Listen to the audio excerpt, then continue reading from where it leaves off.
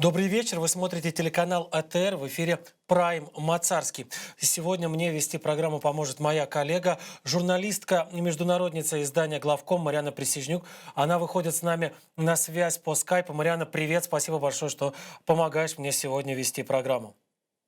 Добрый день, коллеги. Спасибо за такую возможность. Мариану я попросил присоединиться к сегодняшнему разговору вот для чего. Дело в том, что Мариана находится в гуще событий в городе Кишиневе, в столице Молдавской Республики, где совсем недавно закончились парламентские выборы, по итогам которых, насколько я понимаю, сейчас у президента, у недавно избранной на высший пост Майю Санду, будет теперь еще и свое монобольшинство в парламенте. Можно каким-то образом это монобольшинство Майи Санду сравнить с монобольшинством украинского президента Владимира Зеленского в Верховной Раде Украины? Вы абсолютно правы, проводя такие параллели. Я нахожусь в Кишиневе на самом деле уже давно, с конца апреля, наблюдая за тем, как разворачиваются события в соседней республике. И действительно, я не один раз слышала и от экспертов, и от бывших, и новоизбранных депутатов, что опыт Украины им очень пригодился. Но этот опыт в Молдове рассматривают и как возможность возникновения новых рисков, и как окно возможностей, конечно. Наши коллеги рассчитывают избежать ошибок, которые допускали наши депутаты, и надеяться на лучшее. Вот, кстати, ошибок, которые избежали наши депутаты, интересно, как собираются избежать. Потому что, насколько я понимаю, там проблема была у монобольшинства, и, возможно, остается в Верховной Раде Украины в том, что часто брали, прям вот, я не хочу никого обидеть, но, тем не менее, вынужден это словосочетание произнести. Кого попало. Вот кто согласился, того в списке и включали. Из-за этого, собственно, произошел ряд скандалов. Кто-то из депутатов побежал там ручкаться и в десны целоваться с диктатором Лукашенко, а кто-то повел себя тоже не очень красиво, кто-то там начал защищать каких-нибудь сепаратистов, и тоже их приходилось исключать или там какие-то строгие выговоры делать. Каким образом удастся ли Майе Санду и ее партии допустить или там включить, или уже удалось ли включить в предвыборный список только тех людей, на которых можно рассчитывать? Там был какой-то специальный фильтр, там были какие-то, может быть, задания, которые кандидаты в депутаты должны были выполнить для того, чтобы доказать свою способность и свою возможность с законодательной деятельностью заниматься качественно и добросовестно? Очень интересный вопрос, и я здесь могу сказать, что досрочные парламентские выборы, скорее всего, напоминали третий тур президентских, в которых и победила госпожа Санду. Надежды на монобольшинство — это, конечно, был главный план, цель, которую ставили перед собой депутаты пропрезидентской политической силы, и поэтому они не вступали ни с кем ни в какие блоки, союзы со своими бывшими друзьями, партнерами, собственно, чьей помощью они и прошли такой путь, который привел их к монобольшинству. Фильтр, конечно же, есть, и фильтр очень интересный, потому что в то время, когда вот главным лозунгом кампании это борьба с коррупцией, очевидно, что если есть такой запрос, то очевидно, что фильтров, которые уберегли бы чистоту, такую демократический отбор определили бы, фильтров таких нет. Поэтому, как мне показалось, главным фильтром было это личное отношение все-таки руководства партии. И вот отсюда возникает такой риск, как нетерпимость к некоторым личным амбициям, уже которые проявляют новоизбранные депутаты. И это, собственно, и будет риск, который был и в Украине, и он повторится в Молдове, что монобольшинство в таком количестве, когда политическая сила заходит в парламент, она будет дробиться в какой-то степени и будут формироваться такие некоторые более мелкие центры принятия решений в партии. То есть и об этом уже говорят и в самой партии «Действие и солидарность». Конечно, это такая информация on record, и об этом поговаривают, и об этом поговаривают в президентуре, и, конечно же, об этом знают оппоненты. Поэтому такой результат сногсшибательный, он обусловит первый такой риск — это внутрипартийную конкуренцию.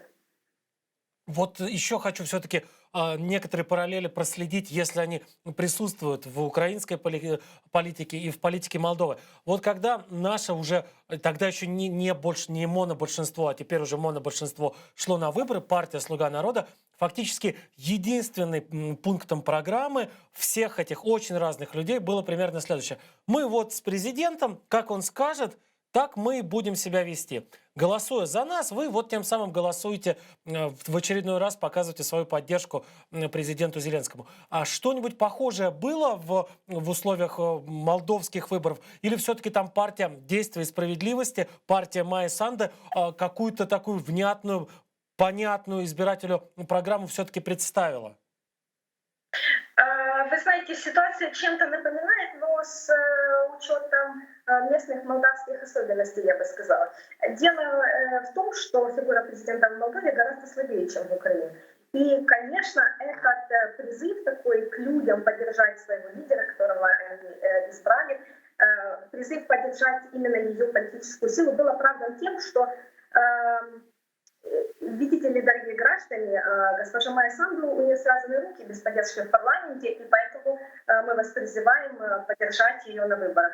То есть логика в этом есть. Если, в то время как в Украине у нас все-таки другая немножко расстановка сил, поэтому в Молдове это прошло, и я не думаю, что это вызовет в дальнейшем какую-то критику. Как уже Санду будет распоряжаться такой полнотой власти, мы посмотрим. Программа была вокруг борьбы с коррупцией. Она дала первое интервью, где четко повторила свои месседжи, вокруг которых строилась и кампания. То есть это ожидается большая чистка. Это фактически цитата. И, конечно же, они обещают реформировать органы юстиции, судебные органы по румынскому образцу. То есть это вот такая повестка на ближайшие дни. Я бы посоветовала, конечно, смотреть на то, чьи головы полетят в первую очередь, и это, конечно, определит и дальнейший ход мыслей. Вот по поводу обещаний, по поводу программ еще стоило бы, наверное, как мне кажется, уточнить. Ведь Майя Санду, она не новичок в политике. И по большому счету она бы могла, наверное, там отсылать избирателей и напоминать им о каких-то своих достижениях. Например, во время ее, пускай недолго, но все-таки работы в качестве премьер-министра. Тогда, в 2019 году, когда Майя Санду была во главе правительства, у нее были какие-то прорывы, например, в борьбе с коррупцией, в том самом, на что она сделала ставку сейчас на парламентских выборах? Вы знаете, я здесь начну немножко издалека, но постараюсь не затягивать. Вся молдавская политика строится на таком главном центральном антигерое, антиобразе олигарха, бывшего руководителя Демократической партии Влада Плохотнюка. И даже после того, как в 2019 году вследствие коалиции госпожи Санду и социалистов демократы, в принципе, как политическая сила, были умножены на ноль, а Влад Плохотнюк скрылся из страны, покинул Молдову, говорит, что он сейчас находится в Турции, но это представляется как главное достижение не только Майи Санду, но и всеми условно проевропейскими политиками, что вот мы освободили якобы страну от узурпации власти демократами и непосредственно Владом Плохотнюком. Но, на мой взгляд, это слишком упрощение, и поэтому, возможно, некоторые мои молдавские коллеги здесь меня бы покритиковали, потому что у них непосредственно есть опыт проживания в этой стране постоянно, и они сталкивались с этими вещами, за которые против которых голосовали. Но все же после 2 лет, когда господин Плохотнюк и когда демократы уже не находятся при власти, все равно вот такая драматургия, построена на антигерое, она является центральной вот, с точки зрения вот, в рамках того вопроса, который вы спрашиваете вот, о результатах. Это и представляется результатом, что вот мы объединились, мы выгнали узурпаторов в нашей стране, и дайте нам еще больше возможностей, чтобы мы показали дальнейший результат. Вот это такая многоходовая конструкция, как общение с гражданами, я бы сказала. А Влад Плохотнюк, он действительно такое воплощение зла? Он действительно такая голова коррупционного спрута? Или он может быть, я вот просто предположу, как Джордж Сорос был в свое время для Орбана в Венгрии, для людей из окружения Орбана в Венгрии. Просто удобная какая-то мишень, на которую можно списать все собственные провалы, на которую можно переключить недовольство людей. Благодаря, фигура, из которой специально лепят врага для того, чтобы потом этого врага триумфально победить. Вы знаете, мне кажется, что скорее да, чем нет, потому что все-таки демократическая партия пришла к власти демократическим путем, извините за тавтологию. Она имела своих избирателей в парламенте, они голосовали какие-то законы, граждане их избрали, и потом им что-то не понравилось. То есть так бывает, но я не знаю, насколько ли здесь корректно говорить об узурпации власти, как это происходит вот на пике таких событий предвыборных, пик политических кампаний. Поэтому я бы не ориентировалась на такую концепцию всеохоплюючего зла. Скажите, пожалуйста, в принципе, какие надежды сейчас? Есть ли какие-то конкретные надежды, которые возлагают на Майю Санду и на ее партию избирателей? Я сейчас просто такое вот короткое сравнение пытаюсь в очередной раз провести с понятной всем нам украинской политикой. Вот избиратели Владимира Зеленского и избиратели его партии были очень разные люди. Одни считали, что Зеленский сейчас поведет страну в Евросоюз с ускоренными темпами. Другие считали, что он сейчас договорится там с Путиным, остановит войну там любой ценой. Одни считали, что он будет защищать русский язык, вернет русский язык там в медиа, отменит квоты и так далее. Другие считали, что нет, достаточно того, что уже сделано, пусть он на этом остановится. Насколько разный избиратель у Майи Санду, или все-таки и что объединяет вот этого самого избирателя Майю Санду и ее партии? Абсолютно разный избиратель, как и в Украине, как и везде, я думаю. Люди разные, со своими предпочтениями. И вот как им удалось их таргетировать правильно, чтобы собрать максимальную поддержку на уровне 52%, я напомню. Это и была тема борьбы с коррупцией. То есть люди хотят жить хорошо и очень быстро. И на эту тему у меня был очень интересный разговор с одним из депутатов действия «Солидарность». Вот я напомнила им историю, как наше монобольшинство, и вам, дорогие коллеги, напомню, что когда они начали штамповать законы и столкнулись с критикой и оппозиции, и многим такой темп не понравился. Хотя на самом деле люди и ждут быстрых решений. Но иногда так бывает, что они не готовы к таким быстрым решениям. Вот Молдовы тоже ждут, но в Молдове не только разные избиратели, в Молдове еще и разная оппозиция. Поэтому мы все помним, как вела себя Европейская солидарность относительно партии Зеленского, «Слуги народа». И там появлялись такие и бешеный принтер, и очень много таких нарицательных образов, что, несомненно, повлияло и на восприятие партии, и на рейтинг, и так далее. Я думаю, что-то подобное будет и в Молдове, но с учетом того, что конструктивно и не очень будет оппозиция, но там находятся в оппозиции социалисты, и они, в принципе, треть парламента будут иметь.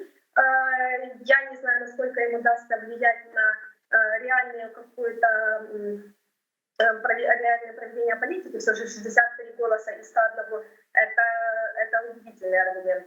Но громко кричать и в какую сторону кричать им удастся. Но будем смотреть. То есть, получается, оппозиция в парламенте не заведена до роли вот таких вот крикливых персонажей, которые говорят, нам это не нравится, нам то не нравится, но повлиять они вряд ли на что-нибудь смогут. Или может быть, опять же, это только предположение, поскольку партия самой Майи Санду, как мы выяснили, не до конца монолитна, им удастся каким-то образом там подковерными интригами, запугиванием и так далее все-таки внести раскол. Мне бы, если честно, совсем этого не хотелось. Я действительно всячески желаю Молдове, народу Молдовы пройти этот сложный путь реформ, дойти путь евроинтеграции до конца, стать богатой, успешной, демократической, развитой республикой. Но тем не менее, вот эти вот персонажи, которые сидят в оппозиции, ведь они, насколько я понимаю, такие как раз совсем недемократичные ребята. Да, как вам сказать, демократичные, ну, они были демократично избранные, как они будут строить свой диалог, это же не зависит от того, каких взглядов они придерживаются. И это немножко другое, на мой взгляд. Ну вот я просто здесь позволю себе вот такой комментарий сделать.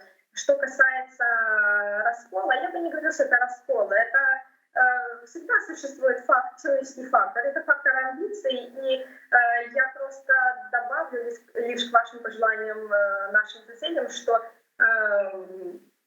это действительно обновление политического класса. И я бы еще пожелала вот готовности к такого рода дискуссиям вокруг и личных политических амбиций, и чтобы они не вставали выше интересов Молдовы.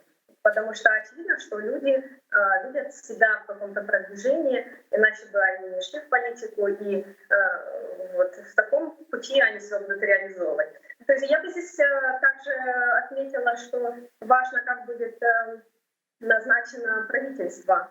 Насколько я знаю из своих источников и среди социалистов, и среди партии Санду, некий консенсус по поводу госпожи Натальи Гаврилицы, которая и подавалась как кандидатура на должность главы правительства, уже есть. И я ожидаю, что ее номинируют на этот пост.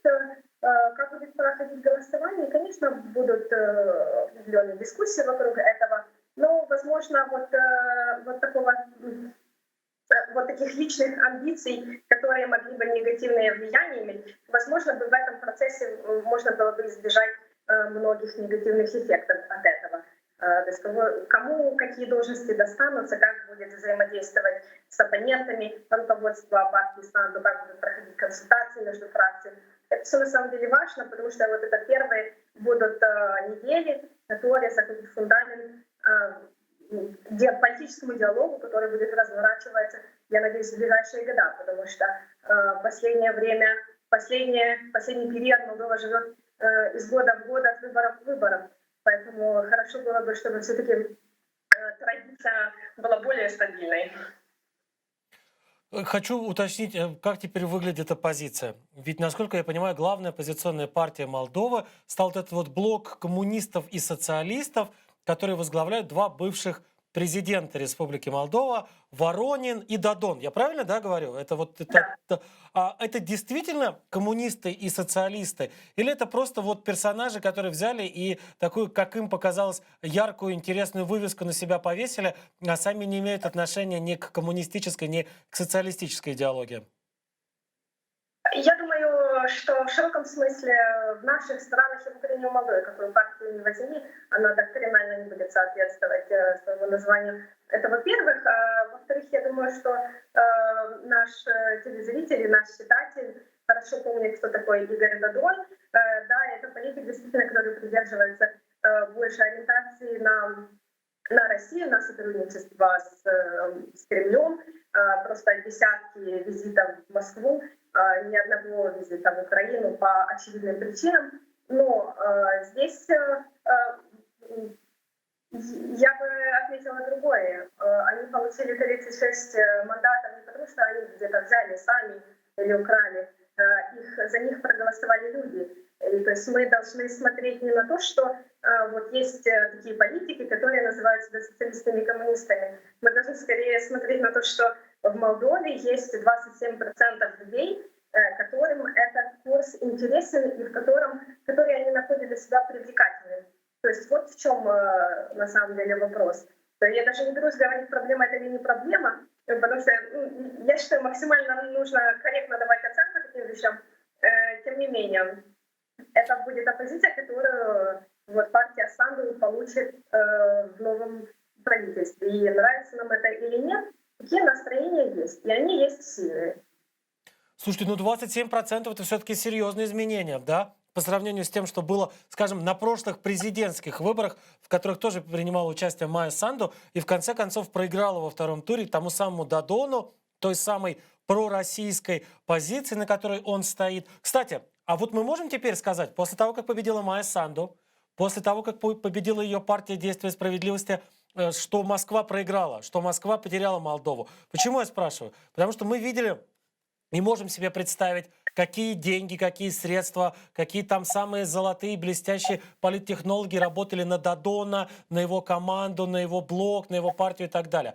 Я знаю, что в Молдове совершенно спокойно вещает российское телевидение, которое тоже, если рассказывает о Молдове, то она рассказывает ужасы про евроинтеграцию и про то, как прекрасно, хорошо и замечательно дружить с Россией и быть на поводке у Путина. И это не сработало. Это, ну, то есть мы видим, что все эти деньги, все эти крики пропагандистов, вся вот эта вот мишура в итоге оказалась интересна там чуть больше, чем четверти избирателей. Все, конец, больше поворота к Москве не может быть никогда? Вы знаете, такой комплексный вопрос, и я постараюсь ответить по всем пунктам. С небольшой ремаркой. У нас недавно был на Главкоме, мы делаем трансляции, и мы приглашали специально обсудить эту тему Романа Цымбалюка, чтобы он нам рассказал, как в Москве, какая реакция в Москве на проигрыш господина Дадона. Вы знаете, по результатам нашей беседы никакой реакции в Москве особой не было, потому что они так заняты Украиной, что им, в принципе, не до Молдовы. Но все-таки угрозы об экономических эмбарго, какие-то экономические давления, вот вокруг этого комментарии появлялись. То есть, сказать, что это какая-то будет особая позиция, я тоже бы не бралась, потому что вот и во времена Игоря Дадона мы постоянно сталкивались с этими, то есть не мы, наши друзья из Молдовы, наши соседи постоянно сталкивались, проживали вот такое давление экономическое, которое Россия традиционно использует по отношению к тем, чью дружбу она хочет завоевать, так сказала, в прямом смысле. Что касается компаний, я не видела это изнутри, как происходит непосредственно вот такая российская поддержка. Но исходя из того, что мне говорили коллеги, что рассказывали эксперты, люди, которые непосредственно брали участие в этом, когда приезжают российские политологи в Молдову, они настолько не понимают местных особенностей, что вот видение минус 20 лет. В то время как партия Санду, они обратились за таким политическим консалтингом к румынской одной известной фирме, которая им обеспечила таргетирование на очень высоком уровне и в Фейсбуке, и разработка политического контента вот во время кампании. Это дало результат, конечно, мы видим. И если даже в Фейсбуке сравнить, как происходило общение в социальных сетях, вот такое влияние по образцу слуг народа, скажем так, это даже социалисты даже рядом не стояли с тем, какую работу сделала команда Санду. Но, конечно же, дезинформация, фейки присутствует, потому что присутствуют российские телеканалы. Но это не проблема выборов, это перманентная проблема. Они здесь постоянно работают. То есть ситуация с дезинформацией, она, как сказать, она подпитывает вот эти чувства на постоянной основе, но социалистам не удалось это капитализировать в ходе политической кампании. То есть из-за отсутствия вот такого глубокого понимания политического маркетинга.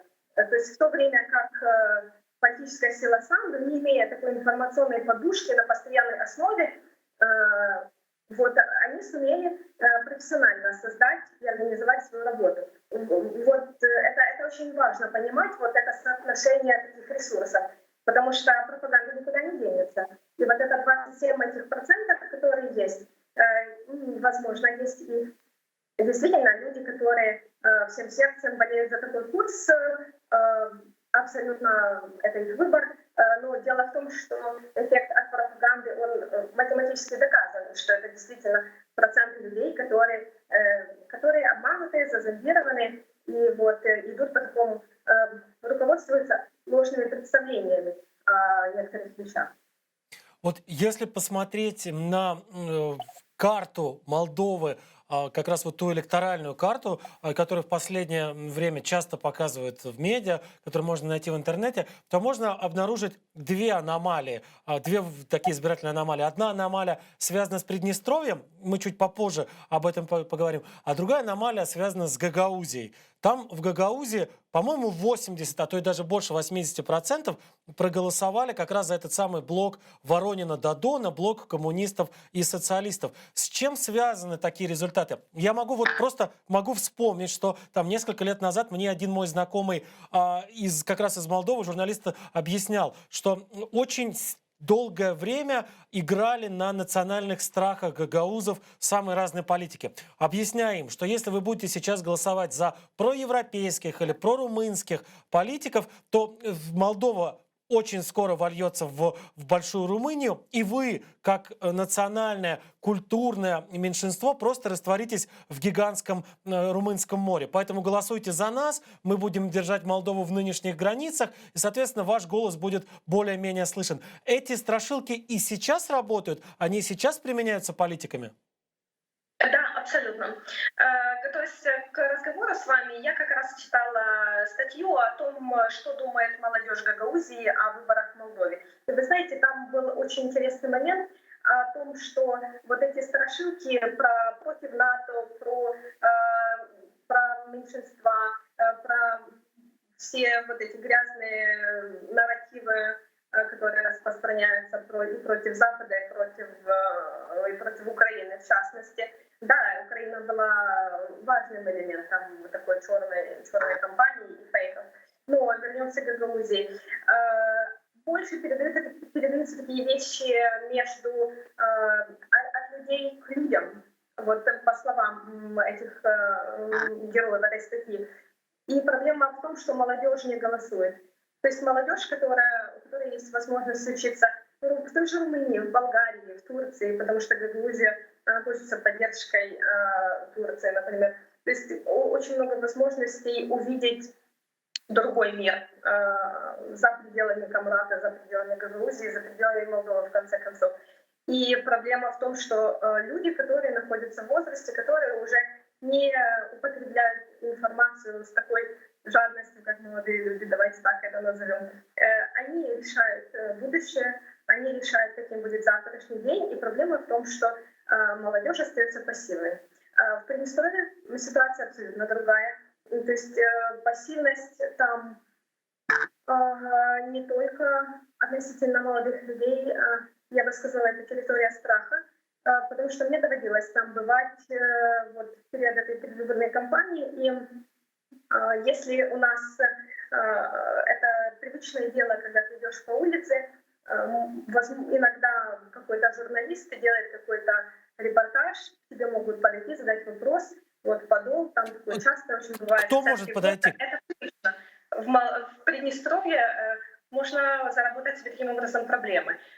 И даже не потому, что это идет сверху, потому что люди чувствуют, вот, что какая-то тотальная слежка, могут возникнуть проблемы, что-то не то скажу. То есть это типичное настроение для вот, неподконтрольного региона.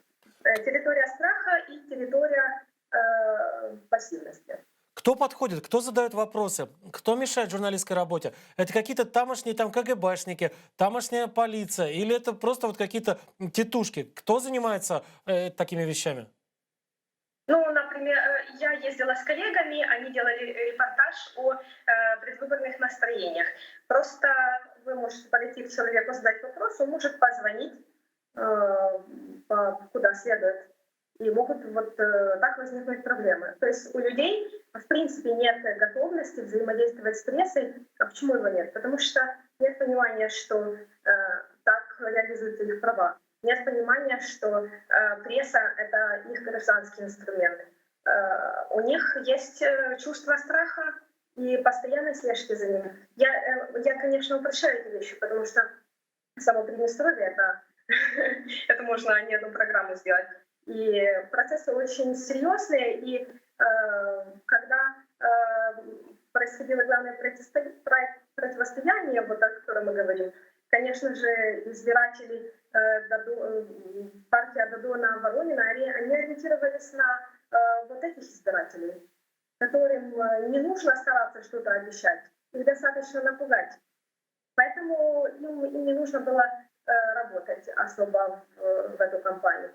Ну и если солидарность пришлось немножко попотеть с диаспорой. Я вот, когда готовился к эфиру, посмотрел, что пишут о Приднестровье, о приднестровской проблеме сайты в Молдове, и обнаружил, что вообще очень редко когда-либо вспоминают о существовании оккупированного региона, о существовании региона, на который сейчас не распространяется суверенитет Республики Молдова.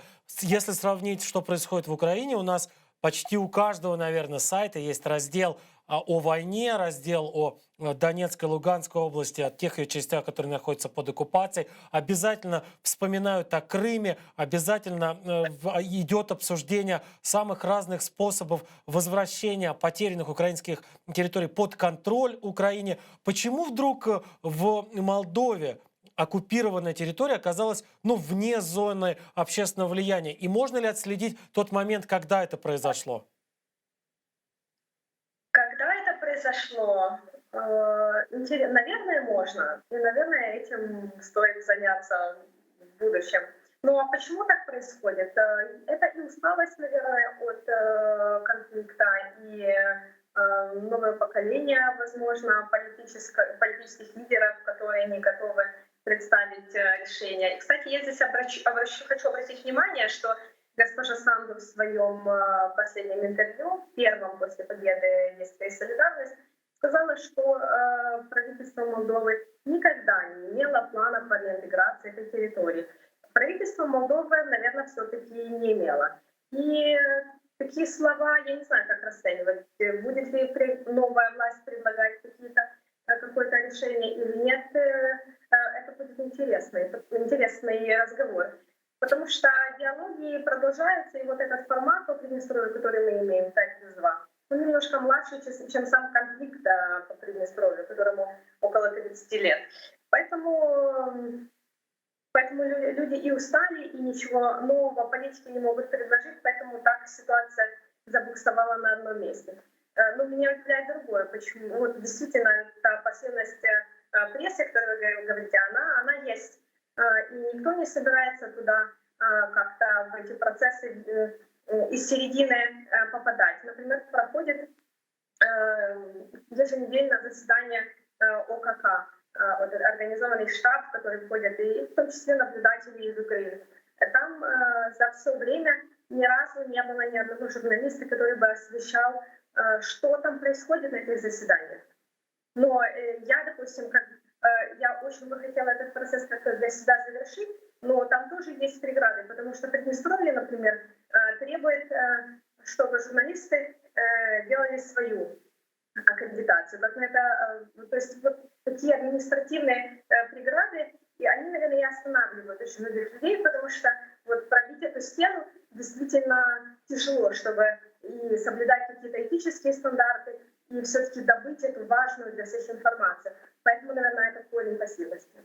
А как выглядит сейчас граница между Молдовой, между свободной частью Молдовы и вот той самой Приднестровской Молдавской Республикой, которая, по большому счету, является оккупированной территорией? Там какой-то свободный проезд, проход, там какие-нибудь КПВВ, вроде тех, которые стоят на Донбассе и разделяют свободную территорию и оккупированную территорию? Или это вообще как сектор газа за стеной находится с пулеметными вышками? Вы знаете, если ехать со стороны Украины, можно объехать Приднестровье. Если ехать через Приднестровье, вы сначала пройдете Приднестровский пограничный пункт, там проверят документы, и потом, после того, как вы пройдете сквозь Приднестровье, молдавские пограничники также проверят ваши документы, и вы поедете дальше в Кишинев. Если ехать из Кишинева в сторону Украины,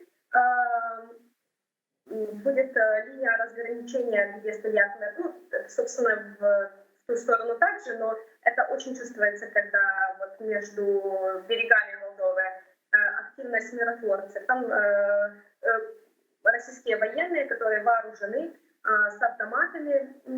Очень много историй, когда они ведут себя более чем могут себе позволить. Вы проезжаете этот пункт, они на вас смотрят, заглядывают, потом молдавские пограничники в пропускном пункте неподконтрольного Приднестровья проверяют документы, дают вам миграционную карту, и вы на 24 часа, например, можете попасть в Приднестровье. И там себя ведете хорошо, ну и выезжаете обратно. То есть я, конечно, немножко иронизирую, но это происходит вот так. Это абсолютное ограничение свободы передвижения, и плюс люди в российской форме, которые стоят с автоматами. Для меня это, я чувствую на себе давление. Но вот я смотрю по своим коллегам, по людям, которые живут в Молдове, для них это уже не что-то такое, что вызывает какую-то эмоциональную реакцию. Действительно, привычка с этим жить, она уже сформировалась очень давно.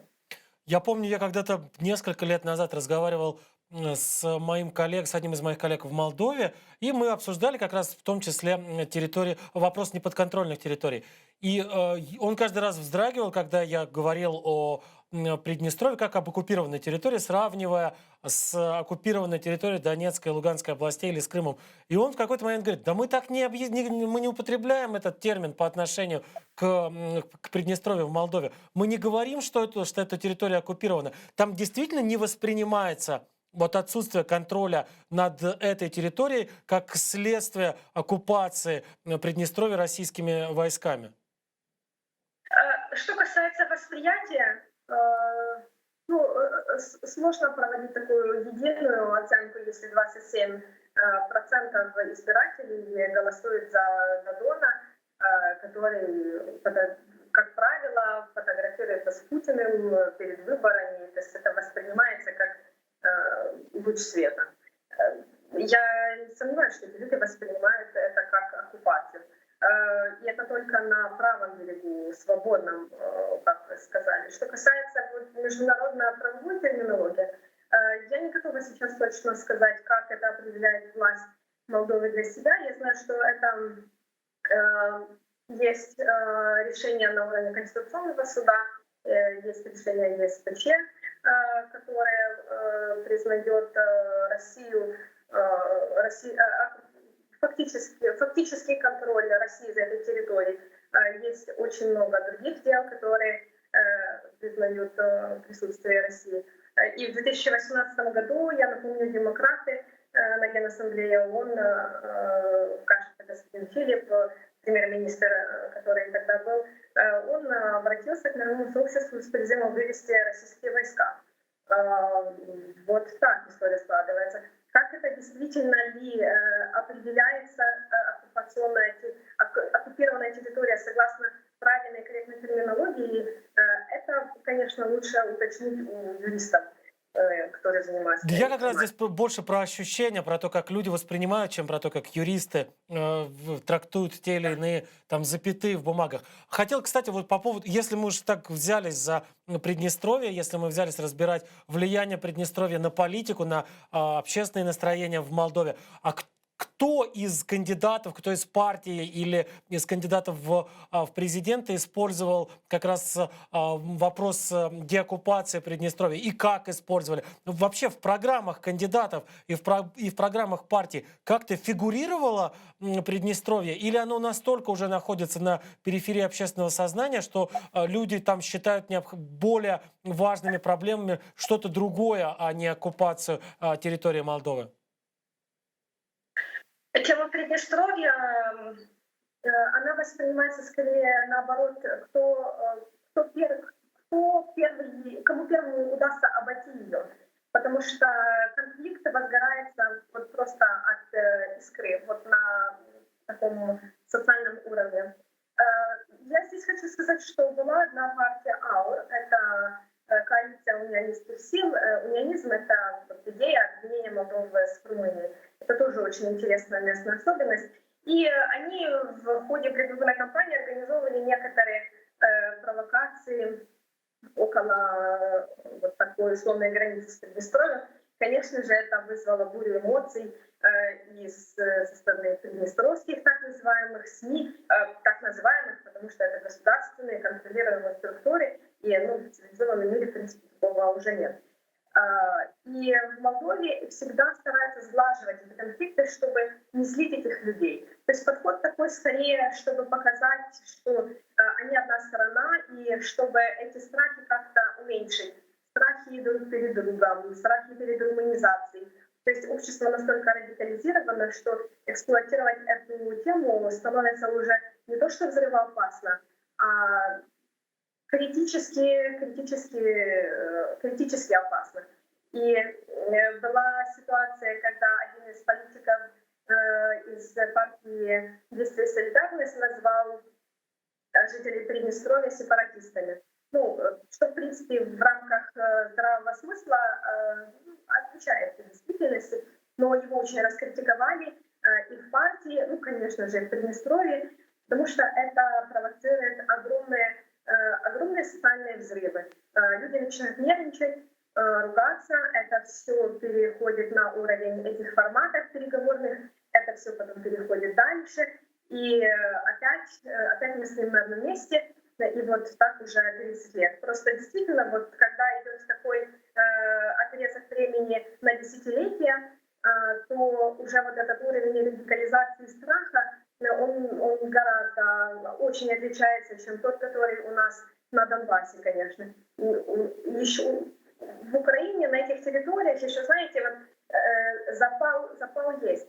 Мне доводилось пожить в Славянске, хоть там и тоже такие двусмысленные настроения, я бы сказала, но все-таки люди еще идейные и готовы отстаивать эти позиции. Здесь просто тотальная усталость, и любая искра может привести к тому, что вот просто пойдут ва-банк. Этого стараются избегать.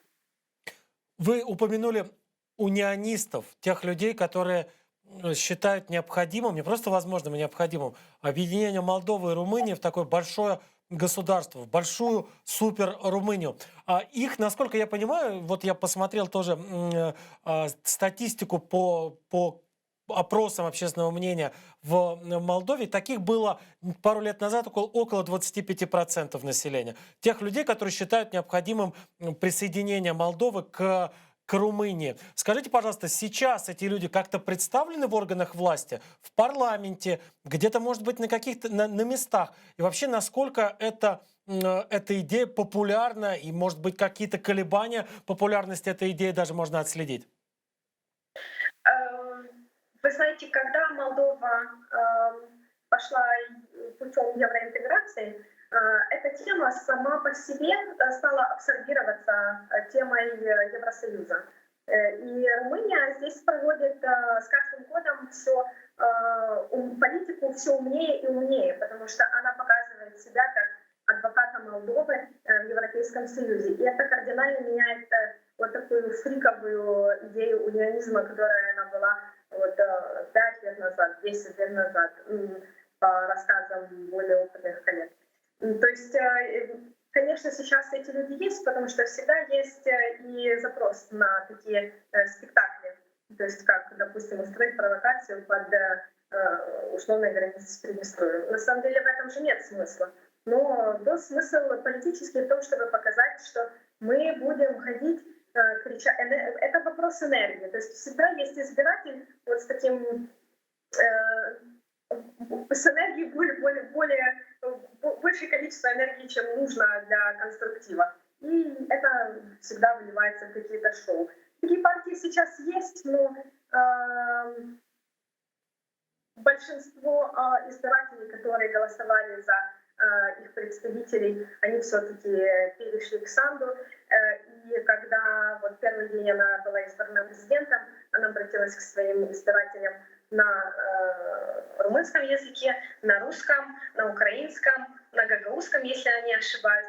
То есть она всем своим поведением демонстрирует, что собирается сшивать Молдову и ориентирована на всех представителей, которые проживают в республике, и будет учитывать все вот такие культурологические запросы. Но вот, конечно же, научная элита, экспертные круги, все понимают, что Молдова и Румыния — это единое культурное пространство, и поэтому лишний раз об этом кричать нет смысла, потому что все больше и больше людей разговаривают на румынском языке. Если вот даже 5 лет назад, когда я начала работать по этому региону, русского языка было достаточно. Сейчас уже все больше и больше людей просят тебя перейти на румынский язык корректно, если можно, и очень позитивно. Это приятно. Это все результат вот такого европейского пути, cultural diversity, собственно. И я думаю, что унионизм будет абсорбирован вот за счет этого. То есть будем встречаться с Румынией уже и жить в едином пространстве не в одной общей стране, а в одном общем Евросоюзе. Примерно так это должно выглядеть. Да, примерно вот так это и представляет и правящая партия. Кстати, а как воспринимают жители Молдовы Румынию и как в Румынии воспринимают Молдову? Есть ли какие-то несовпадения во взглядах друг на друга в двух соседних странах, в принципе, находящихся, как вы сказали, в одном культурном пространстве? Безусловно. Ну, мы уже затронули частично этот момент, когда анализировали Гагаузию и Приднестровье. Это территории, где Румыния выступает главной страшилкой.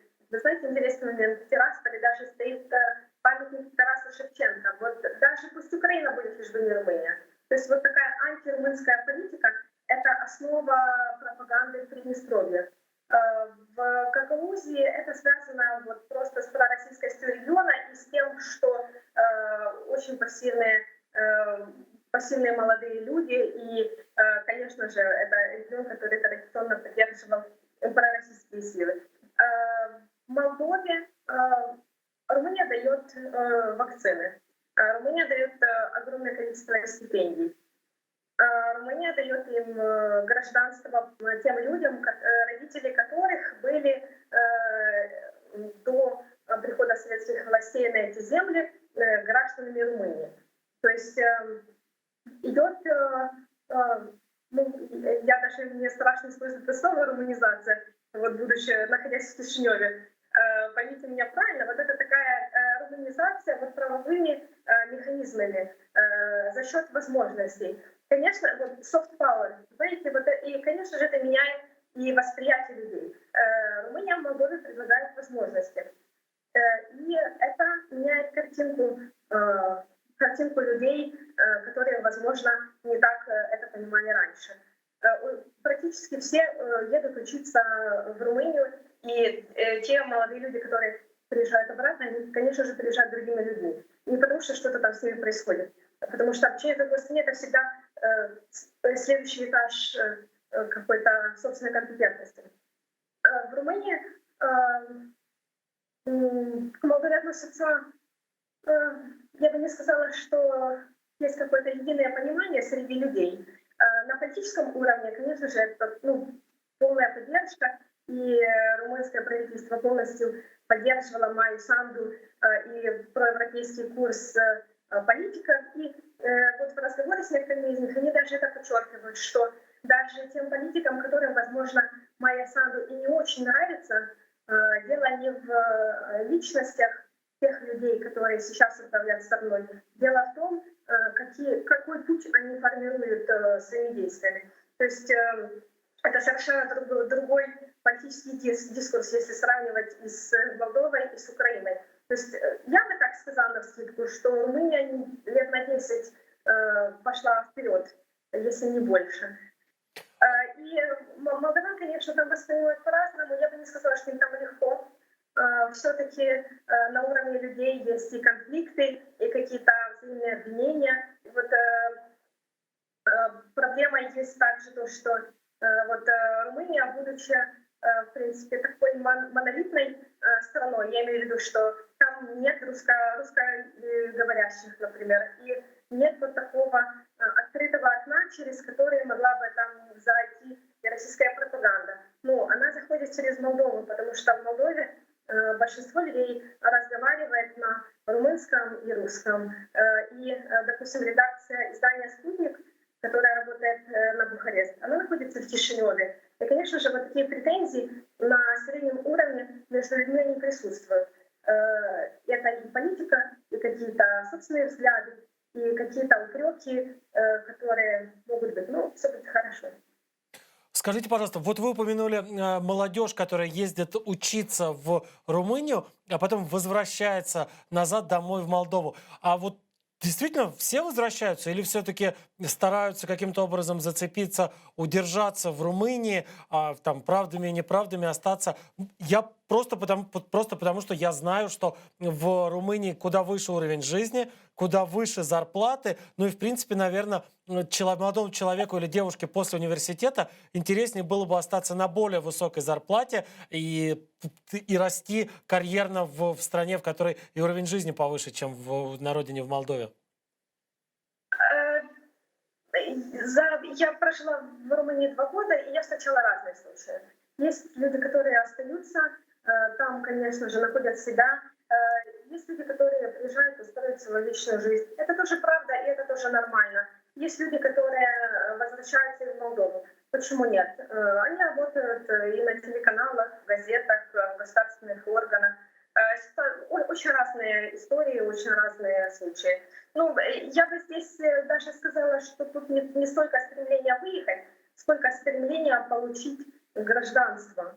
То есть все-таки молдаване, я бы сказала, они более домашние, чем украинцы. Если вот на нас это экстраполировать, да, я думаю, что скорее бы наши молодые люди ориентировались бы на то, как схватиться за какую-то новую возможность за границей. Молодые люди из Молдовы, они все-таки хотят эти возможности получить и наслаждаться ими дома. Они живут большими семьями, знаете, и свадьбы у них такие масштабные. Ну, и как бы они больше такими родосплоченные, родами. Поэтому я думаю, что разные случаи можно найти. У меня такой будет сейчас вопрос, мы уже к концу подходим разговора. Он скорее философский, потому что понятно, что нет такого инструмента, нет такой линейки, которую можно было бы измерить. И тем не менее, как по вашим ощущениям, кто раньше окажется в Евросоюзе? Кто раньше станет той страной, для которой Европа наконец-то до конца раскроет свои объятия? Это будет Молдова, это будет Украина? Или мы в какой-то момент вместе туда придем и как бывает там расширение НАТО на восток, когда сразу несколько стран входят в НАТО. Может быть, то же самое будет и с Украиной, и с Молдовой, и касаемо НАТО, и касаемо Евросоюза.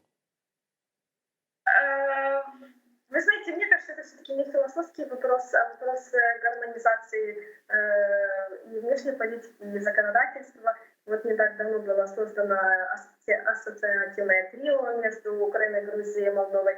Я думаю, что именно с этой целью, но все-таки и Молдова, и Украина остаются связаны какими-то оставшимися международными соглашениями в рамках СНГ. И вот поэтому я именно говорю, что гармонизация должна произойти, чтобы не было никаких, наверное, и накладок, и обязательств, которые бы противоречили таким амбициям. Поэтому для этого создан такой формат. И, в принципе, вот Вышеградская четверка, когда страны этого альянса, это для этого и было создано, чтобы страны присоединились вот таким пакетом, пакетные решения. И после того, что мы видели в Беларуси, я думаю, что вот ассоциативное трио — это и есть продолжением вот тем политики восточного партнерства для наших 3 стран, Молдовы, Украины и Грузии, именно для того, чтобы подготовить к каким-то